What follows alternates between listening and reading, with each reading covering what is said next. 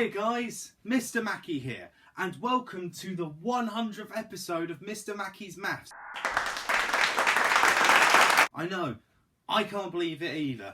I actually spent time on this. Now, for today's episode, usually we'd start a new theme, but I thought we'll do a one-off special where I'm going to give you a very interesting random fact about every number from 0 to 100. So, let's get into it. Now, 0 is a very special number because it actually is one of the most mathematically complicated numbers to use. For example, when you have a division and 0 is the denominator, the bottom number, it becomes a mathematical error. So 0 is the only positive or negative number that has caused so many mathematical problems in the world. Now, 1 is the most factored number ever. Whenever you have a number, no matter how big it is, it always has itself and 1 as a factor. So 1 is the only number that actually is a factor in every other number. 2 is the only prime number in the world that's an even number. That's because any other even number that follows has 2 as a factor, so it can't be prime. So 2 is the only one that is even. Now 3, this one's a bit cheeky, but 3 is actually the first prime number that is odd.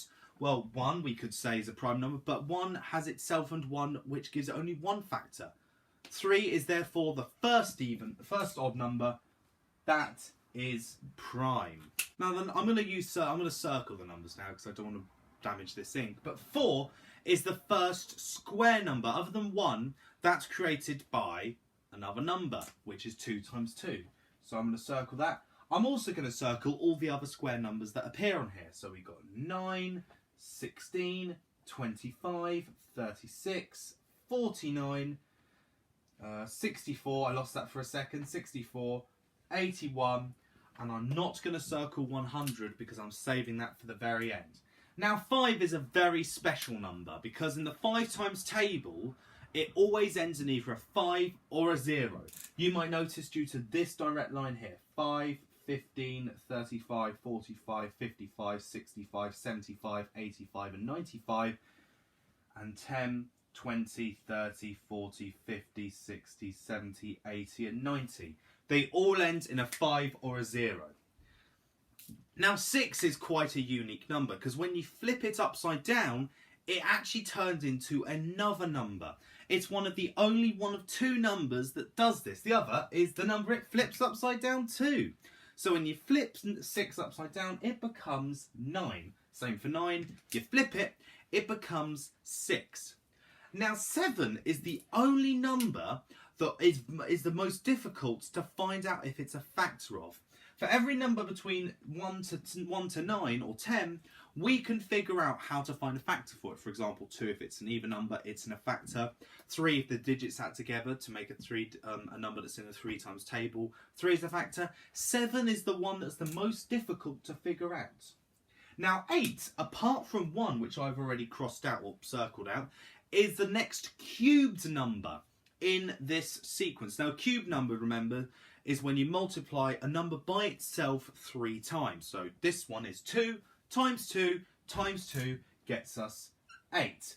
The other cube numbers in this are 27, which are here, 64, which has already been circled, and the next one up to that is 125, which we've gone too far. Now 11 is actually my favourite number. It's probably because it was the same time as my birthday, the 11th of May, but also the number 11 has a very special trick to it. It's the first 2-digit number that when you flip it upside down, it actually becomes the same number. 11 flipped upside down becomes 11. There's only 3 other numbers that has this trick. The first one is 69, the second one is 88, and the final one, 96. They're the only numbers that when you flip them upside down, they end up having the same number. Now the number 12 is particularly special because it's the lowest number which has more than 5 factors attributed to it. 1 and 12, 2 and 6 and 3 and 4. And because of that, every number in the 12 times table will continuously have that because those 6 factors will always be part of it. So 12, 24, 36 already circled, 48, 60 is already circled, 72, 84, and 96 is already circled, they will always have more. They will always have those factors in and will always be the substantially large ones. Now 13 is a very special number because it's actually considered to be unlucky. Everyone says that Friday the 13th always brings you bad luck. And 13 has always been associated with certain disasters. If you read the Harry Potter films, they always say the first person to rise from the table, if there's 13 people sitting at it, is the one most likely to die. But I don't believe that much. So 13 is a very special number. It's also a prime number. So let's circle all the other prime numbers on here as a little bit of practice. So 13 is a prime number, which means it only has two factors, itself and 1. The other prime numbers are 17, 19, 23, 29, 31, 37, 41, 43, 47, 53, 59, 61, 67, 71, 73, 77, 79, 83, 89, 91, 93, and 97. Those are all the prime numbers, apart from 91. We'll get back to that one later. Sorry, I just realised that. These are all the prime numbers that exist in the first 100 numbers. There you go, that's quite a few more circled off. Now 14 is a cute little fact, one about 14, but if you write it like the way that I did here, you flip it upside down, you actually get the word high. I think that's quite a nice little fact about 14. Now 18 is what I told you about the 3 times table. When you add those digits together and it is in the 3 times table, and you know that 3 is a factor of 18. You could also say this for 21, because we add them to get 3, 33 over here, 39 over here, 42 over here, 51, 54, 57, 63, 66, 78, I'm losing track of my thoughts here, 87, 91, 94, and 99. These are, 94 is not. Why? I don't know why. The 90s I always seem to slip, because I also circled 93 and I realised 93 is not a prime number. What are you talking about? So 94, I'll put that back here.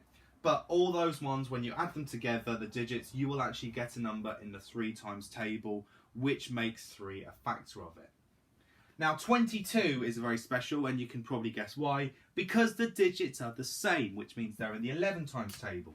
And as you can tell, you can form a little diagonal from it. So 22, 44, 66 is already circled, 77 is already circled, all the others have been circled. So 22 is quite special because it is a digit, because it's the same digits.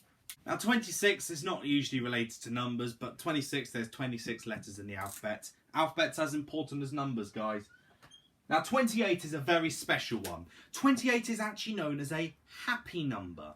Now a happy number is if you take each of the digits of a number, square them, add them together, and then the result you get, you take the digits, square them, add them together, and you continue to do this, you will eventually end up with just 1.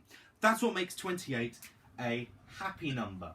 Other happy numbers on here, I actually had to look this up on my phone because I wasn't sure, were 28, 32, double checking, 68, so this is pure professionalism, guys, I'm sure you, I hope you're enjoying this great service, 82, 94, and all the others have already been circled, but those are examples of all happy numbers. So for example, with 28, you have a 2, you square it to make 4, you have the 8, you square it to make 64, you get 68, you then have the 6, from 64, 68 you square it to get 36, the 8 from 68 you square it to get 64, add them together you get 100, then you square the digits in 100. 1 squared plus 0 squared plus 0 squared, that gets you 1. So that's what makes a number a happy number. Now all these numbers on here actually all have something in common, and it's a pretty easy one.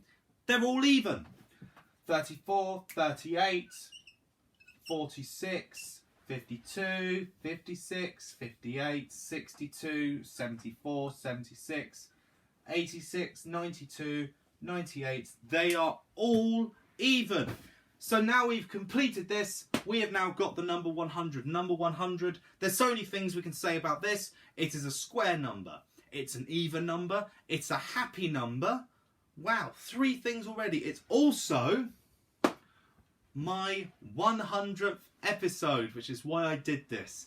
I thought, you know what, let's do something a little bit silly just to get through this 100th episode. Happy 100 episodes, guys. Thank you so much for sticking with me for all this. Now remember, as I've said before, these videos aren't going to be lasting forever. Now that we know that schools are reopening in September to everyone, I'm planning on finishing these videos on the day that schools shut, for the summer, obviously. So according to my calendar, the day that my school finishes for the summer is the 17th of July. I will then therefore be ending my videos on the 19th of July, because that's the end of the week. So July 19th will be the last episode of Mr. Mackey's Maths, unless schools continue to shut. Hopefully they won't. But if they do continue to shut, then I will, of course, do more videos from September. But let's hope not, guys. Let's think positive. But thank you so much for sticking with me for 0 to 100 episodes. To be honest, 0 is probably how many views most of these videos get, but not bitter. But thank you so much, guys. Take care, and I'll see you tomorrow for some more actual maths.